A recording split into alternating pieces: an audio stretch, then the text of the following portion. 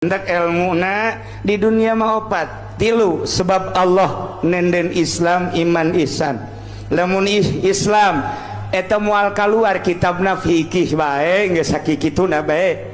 Ilmuna ilmu fikih sasarana sakadar jang awak.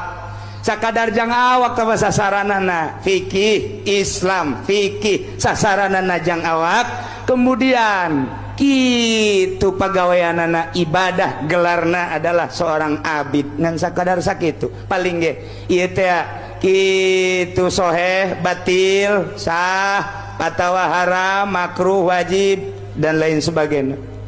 Nomor kedua iman ilmuna tasawuf jurusanana jurusan thariqah. Lamun tadi Islam ilmuna fikih jurusan syariat.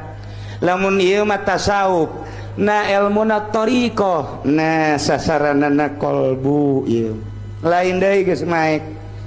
engke gelarna adalah zahid. Zahid tah tukangna ngaranna ubudiyah pagaweanana naik ti dinya geus bisa ieu adalah ihsan ilmuna ilmu tahaqquq jurusanana jurusan hakikat. Jurusan hakikat gelarna adalah arif billah engke pagaweana ubudah aya ilmuna geus urang dek guru fikih silahkan tangan kiai nu fikih mikih dek guru thariqah atuh aya guruna jangan nyahokeun di diri urang aya latifatul qalbi latifatul ruh latifatul sir latifatul khafi latifatul akhwal latifatul nafas latifatul qalb hiji-hijina latifah ngabogaan kitu naon ngaranna anak buah latifatul qalbi sabaraha sebab aya nafsu nafsul lawamah nafsul mardiyah nafsul kamilah nafsu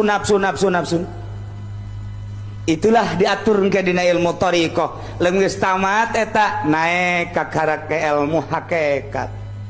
ahli hakikat mah geus lain deui sebab engke tauhidna ge lain deui urang mengaji tauhid teh Allahu qadirun bi qudratihi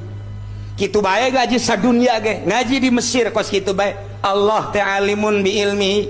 Allah teh muridun bi iradatihi ngaji ka mana bae pasti kitu ketika urang geus aya di hakikat lain kitu Allahu qadirun bi zatihi Allahu muridun bi zatihi Allahu alimun bi zatihi jadi neuleuna Allah mapan lain make mata zatna